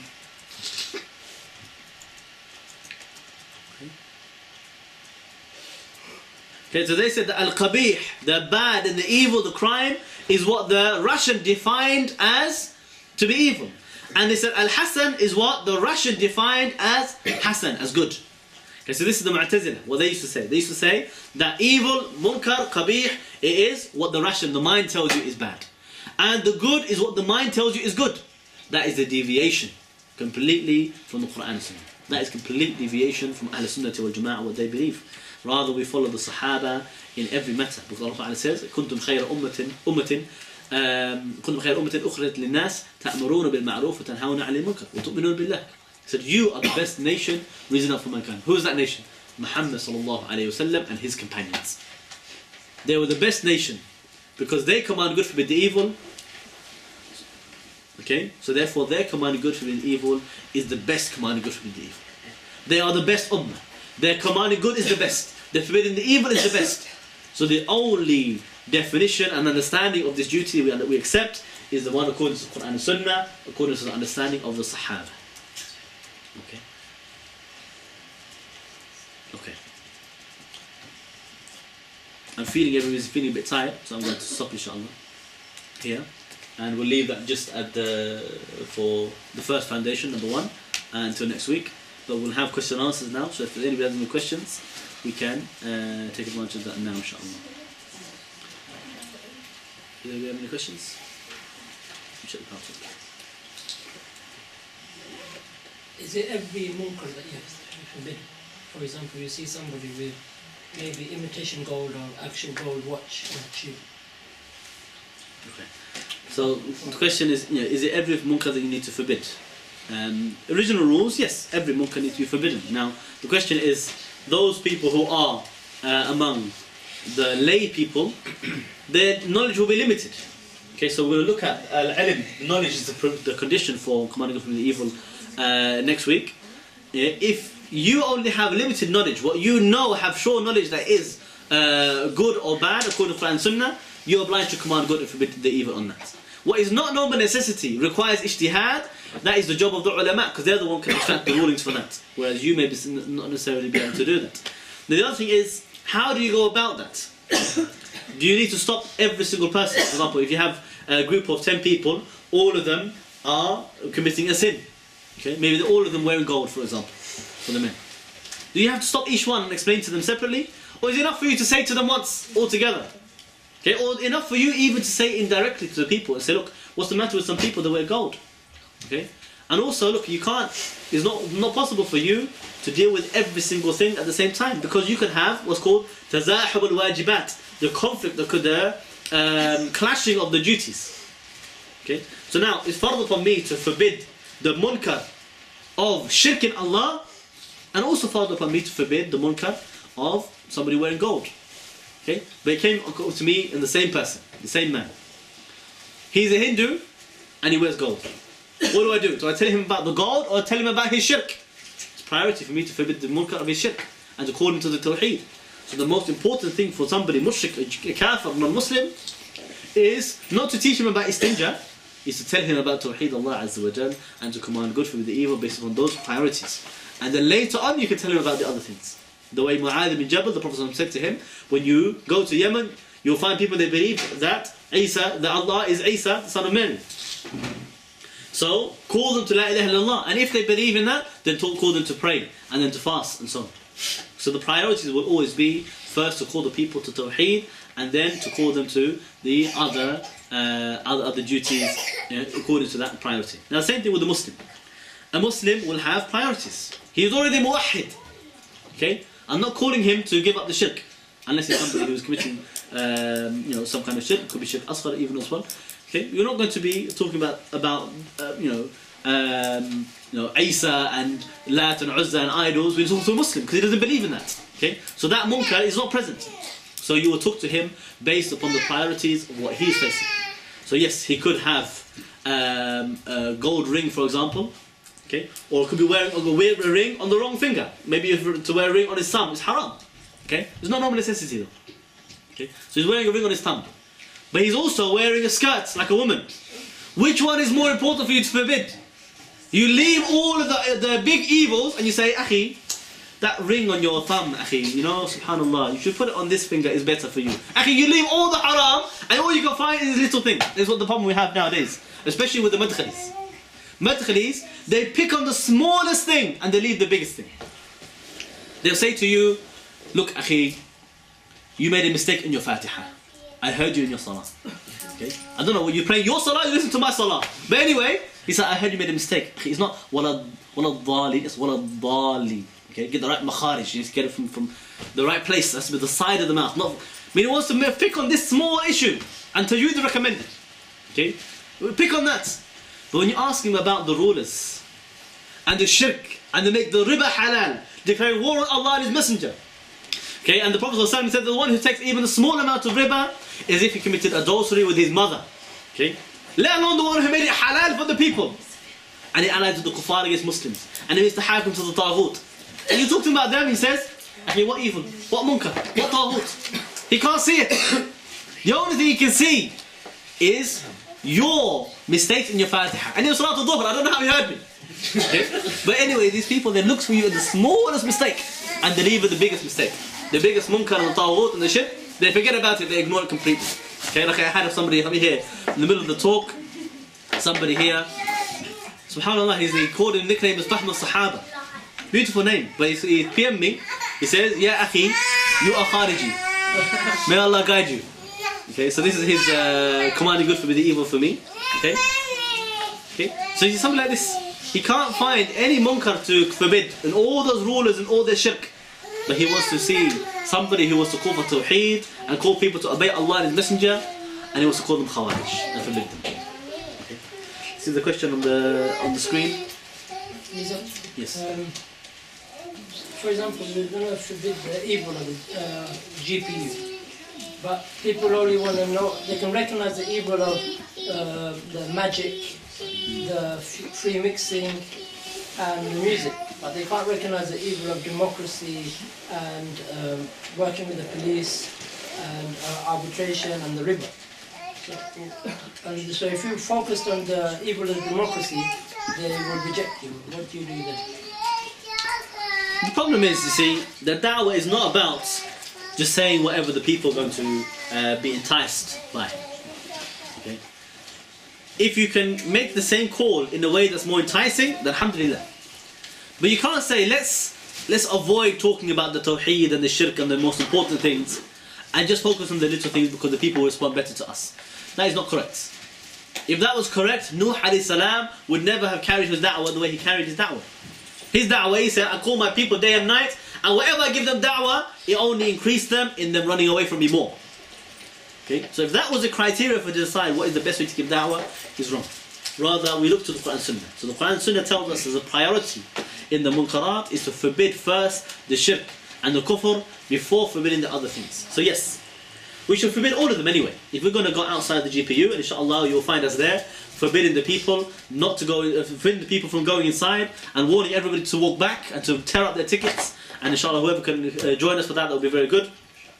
On that day, we should be forbidding all of that munkarat.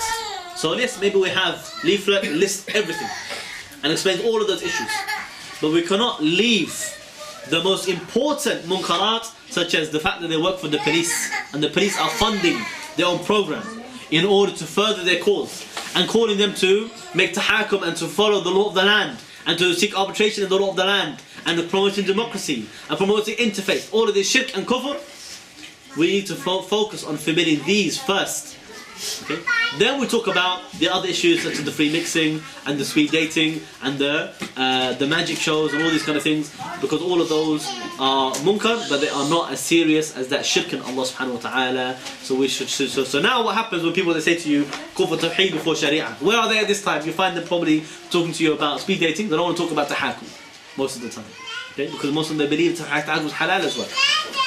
Okay? So anyway, so the question here on the screen: what is the best way to explain why it's haram to wear poppies to Muslims and to kuffar? Obviously, to talk to Muslims is different from talking to the kuffar. The Muslim, you're calling them to abide by the sharia of Allah. And the kafir, you're calling him to leave the shirk and to embrace the tawheed. So, the way you will invite the Muslim and explain to him why it's haram, you can explain from many different angles. First of all, to explain what is this poppy? What is the problem we are facing here? This poppy, what is it? The poppy, they are using it as a means to glorify and to commemorate all of the war dead. Not only the First World War, okay, which they fought against the Ottoman Khilafah as well in that war, nor just the Second World War, but also the current wars in Iraq and Afghanistan and all of those conflicts where they're killing Muslims. And they're giving that money in order to fund programs for the war veterans, including those people come back from Iraq and Afghanistan. So I say to a Muslim, when you are wearing that poppy, you are glorifying the killing of Muslims. You are supporting the murderers of Muslims. You are giving up the wala and Baraa. the wala and bara to love and hate for the sake of Allah. You're supposed to show your love and support for the Muslims in Iraq and Afghanistan. By wearing the poppy, you're showing your wala and bara to the kuffar who are fighting your Muslims. And the Sahabi Abdullah ibn Mas'ud said, لا يجتمع في قلبه حب لأخيه وحب لعدو الأخيه. So there's no way to combine in one heart love for his brother and love for the enemy of his brother. Impossible. The two cannot be together in one heart. So how can you wear this poppy to show that? Moreover, it is imitating the kuffar in their own religion, in their own deen, in their own promotion of their kufr, and their own wars, and their own fighting, and their own sins. So that cooperation and that also imitation is completely prohibited in Islam. We cannot involve in that. For the kuffar, if you're going to talk about poppies, you should talk to them. My advice is talk to them about their foreign policy. Talk to them not in the context of da'wah. Okay, not in the context of da'wah. There's no point for you to tell the kuffar, stop wearing your poppy, and he's still mushrik. He's still going to go to hellfire. So if you're going to talk about now calling him to Islam, then forbid him from his shirk, and then you can explain to him about all of these other details. But if you want to talk to him about the poppy, talk to him from the angle of jihad. Remember, da'wah is not the only duty we have towards the kuffar. In the time of war, we have relationship of war. We have relationship of explaining to them our position in relation to the conflict in Iraq and Afghanistan. That we are with the Muslims, we are not with you. Saying to them, look, you need to give up your wars. We don't support you. We are not with you. That is the time to say to them, Inna bara'a'u minkum. We are free from you. We have bara'ah from you. We will never wear your poppy. We will never support your poppy.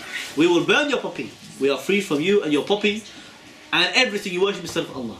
And all of your soldiers. And we disbelieve in you. And there's nothing between us and you except for adawa and al-baghdha and animosity and hatred forever until you believe in Allah alone. In the context of war, that is what you say to them. Is to say to them like Umar al-Khattab.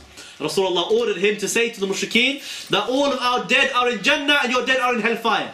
That's what you say to them. Say, look, why do you want to wear a poppy for? They're in hellfire anyway. Okay? Say to them, look, the Taliban are in Jannah, not the British soldiers. Your soldiers are in hellfire. What the poppy going to do for them? Say, save yourself from the hellfire. Don't fight those Muslims. And say to them, look, you're looking at it all wrong. You want to buy a poppy so that you can buy a prosthetic limb for the soldier that came from Iraq with his leg missing. Save yourselves and your limbs. Don't go to Iraq in the first place. Say to your sons, don't go to Afghanistan. Why? Because you go to Afghanistan, you want to come back without any arms, without any legs. That's what you should say to them about the poppy. Okay? Yes, there's a time for da'wah and there's a time for jihad, including the jihad of the tongue. So, appreciate where you are speaking to them, what angle you're coming from. If they're asking you about the poppy sincerely as a matter of da'wah, explain to them about the tawheed and the shirk and link it back to the aqidah. Say to them, we don't wear it because we believe in Allah. We believe in the exclusive worship to Allah, and it does not permit us to glorify the people who have died in disbelief in shirk in Allah, because they're going to go to hellfire. I want to save you from that. I don't want to protect you that you are safe. I want to save you from that hellfire. Come on to Islam. So depend on whether you're talking to them in the context of jihad or context of da'wah. The other question: if a person is engaged in different kinds of munkar, which munkar will you forbid first? For example, a person not covering, free mixing, swearing. Okay. The answer to the question, I think I've answered it anyway, but is in relation to the priorities. So here you would forbid the greater munkar first before forbidding the lesser munkar. Doesn't mean you ignore the other one, okay? If you forbid the greater munkar and they say, oh, jazakallah khair, now I stop. Now you can, oh yeah, by the way, there's something else. You can tell him as well. Don't need to ignore it. But if he doesn't give up the first one, okay, it's not a problem if somebody focuses on that first munkar and he doesn't give him a whole list of everything he's doing with haram. Okay, because that's going to make him feel it's more embarrassed, humiliated as well. And depends as well if it's public or if it's private. If somebody does it privately, you advise them privately. If somebody does it publicly, advise them publicly. Condemn and expose that crime publicly. Okay, so issues, for example, not covering and the free mixing and the swearing. All of these things are haram. Okay, so you will look to which one is greater munkar or lesser munkar. One could be asasi, one could be far'i. Okay, so in this case, the swearing is munkar far'i. Okay, because it is a branch munkar. It's something which you did the munkar and that's it. But when you fail to cover, when you uncover the awrah, that is munkar asasi. It's munkar that is a root to other evils. Because people will see that evil, and people will be tempted by that evil. People will start to imitate you in that and start to leave their own covering as well. And men will have desire, okay, and people will start to be attracted to each other. And the man will have ghira, the husband will have ghira and jealousy over his wife, and start to have animosity and start to fight with each other as well. Okay, so you see, there's many problems that arise because of this one. So this one is priority more important than the other one. Okay. So, if there are any other questions, we can deal with them. Any questions in the room or in the private? On Power Talk. Fahmi Sahaba has left, so he doesn't have a question. I will just say one thing, because Fahmi Sahaba said in his comments, he said the word al-muhajirun, dogs. This is munkar, not allowed to call people dogs.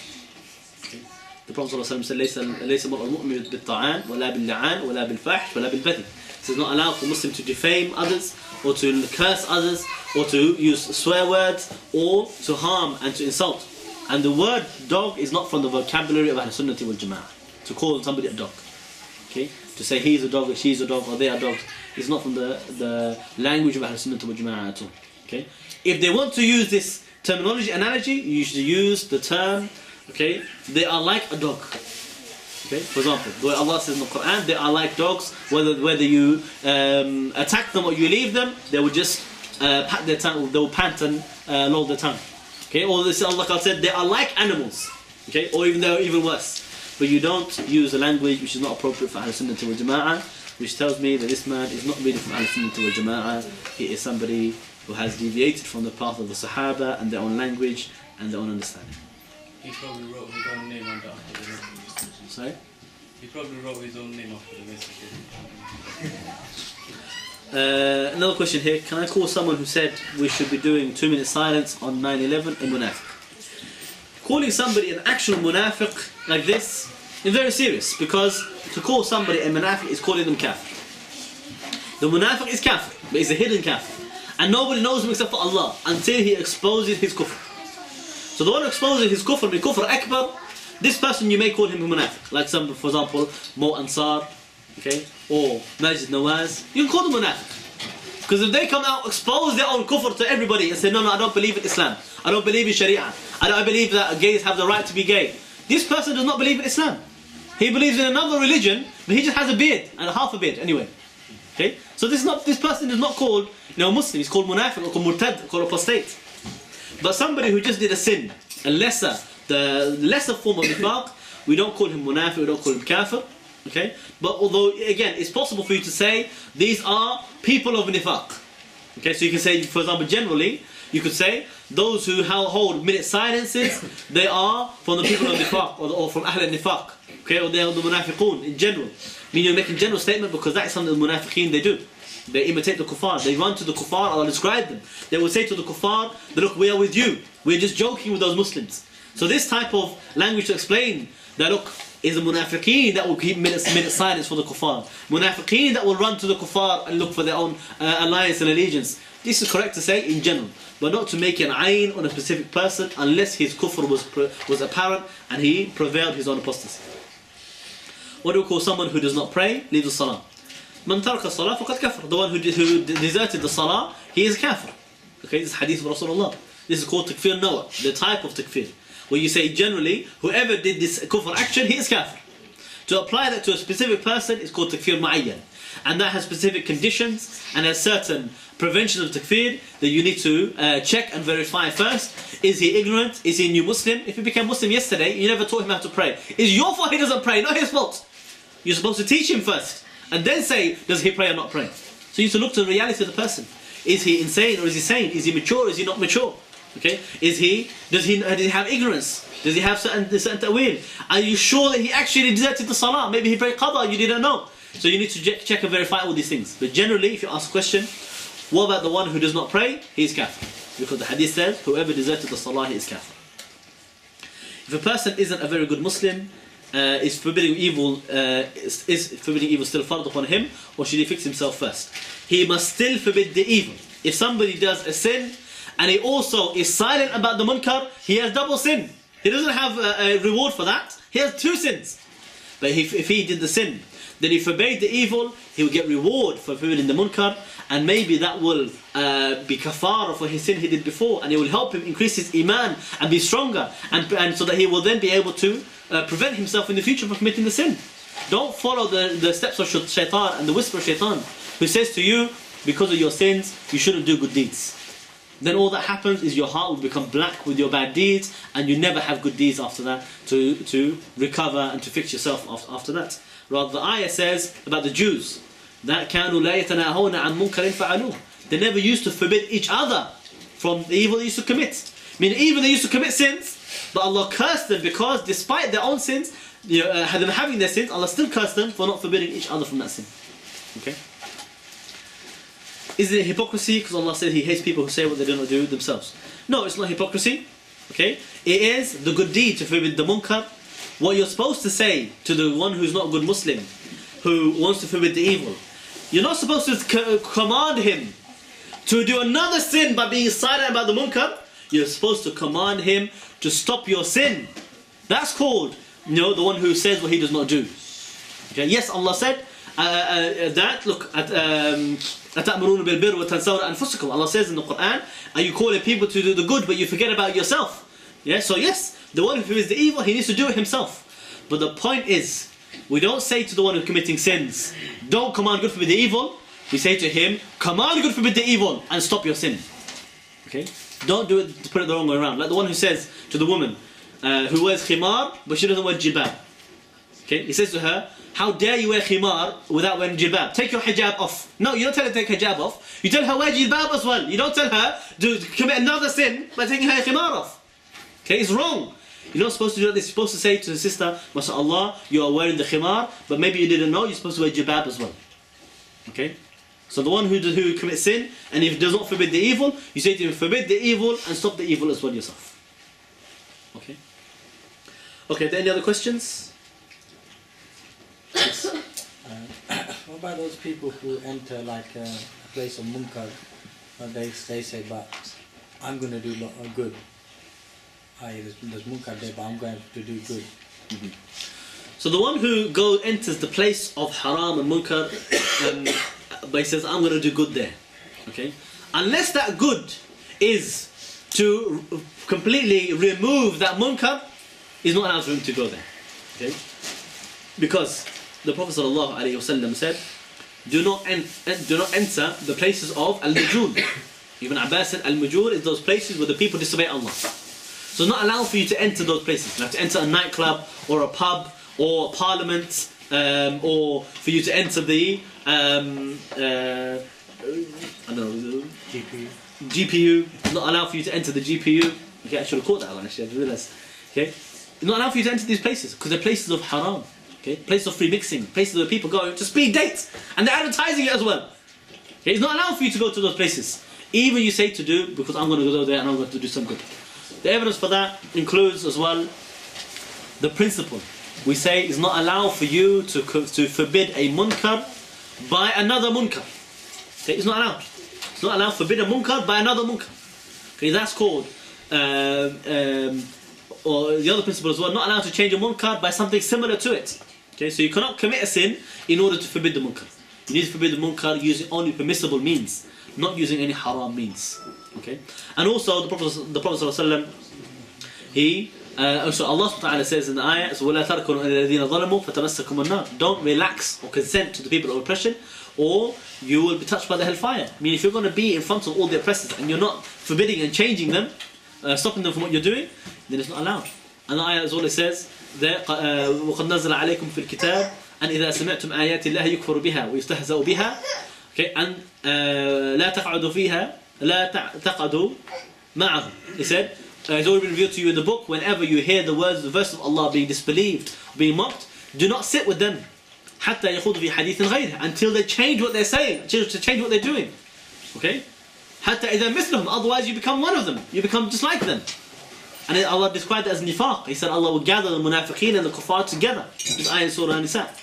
Okay, so we don't go to the places of all the haram and the kufr and the shirk and we say, but I have good intention, I'm going to do something good there. Unless you're going there to forbid the munkar or to change the munkar. Okay, like the police goes to raid and to shut down the nightclub, not allowed for you to walk into a nightclub and say, but I'm going to, inshallah, I can tell them about Islam, I can tell them about, Tawheed, call them to Tawheed. Actually, we have to call for Tawheed before Sharia, so I can't tell them, forbid them from the free mixing and the music and the haram, I can only tell them the Tawheed. If that's what you're doing there, it's not allowed for you to be there in the first place. If somebody says that, Muslim says that da'wah is fard kifaya and not fard ayn, what is the refutation for that claim? The refutation for that claim is, first of all, is that they are correct. The da'wah is originally fard kifaya and is not fard al-ayn. But what does that mean in the first place? People, they think fard kifaya means I don't need to do it. It's not important, not fard upon me, not compulsory. People think fard kifaya means it's only recommended or it's something permissible. Fard kifaya is defined as a decisive request from the legislator on the responsible person to do an action. But if some of the people did it, it's sufficient and nobody will be sinful as long as it's fulfilled within the time limit. That means it's still fard upon everybody to do it. It's just the case that if it's been done first by somebody else already, then you don't need to do it. Okay? That is the original rules for fard kifaya. However, okay, that's because originally the one who has authority, they are the most important, they have the role and the duty to do it. But everybody must give da'wah, command good, forbid evil, according to their capability, in some matter at least. Because the hadith said, "Man ra'a minkum munkaran falyughayyirhu biyadihi." Whoever among you sees a munkar, let him change with his hand. That is for the rulers. That is for those who have authority. Okay, so that's fard kifaya, because not everybody can be in authority. Has to be somebody in authority, and somebody has to be, under the authority. Otherwise, it's not called authority. So that has to be fard kifaya. But he said after that, فَإِلَّمْ يَسْتَطِعْ, for if you cannot, فَبِلِسَانِهِ, but if you cannot, then with your tongue. Okay, and so you can with your tongue. So you have certain capability. If you are not from those rulers, you are from the people. You can still forbid by the tongue. And if you cannot, then with your heart. So there's still always something you can do. And as well, the fard kifaya has time limits. So if, for example, the khilafah, to give bay'ah to a khalifa is a duty within 3 days. Okay? So it's fard kifaya for the people to call each other, say, come on, let's give bay'ah. Within those 3 days, it's fard kifaya for the people to order the Ahl Hali wal Aqd to appoint somebody as khalifa and give bay'ah. Then everybody will give bay'ah. What happens after 3 days have passed? After 3 days have passed, it's no longer called fard kifaya. So now, when the duty is no longer kifaya, it's fard mahat, and everybody is sinful, and the whole world has a sin on their neck for not having bay'ah, everybody is obliged to command good, forbid the evil on those matters as a priority over other matters which still have time limits, for example. Okay? So now, it's no longer fard kifaya to command good, forbid the evil on those matters, like the khilafah and the jihad. Because those matters have become incumbent and duty upon everybody in the world according to their capability. Okay. Any other questions? Okay. وأقول قولي هذا ونستغفر الله سبحانك اللهم وبحمدك أشهد أن لا إله إلا أنت أستغفرك ربي وأتوب إليك.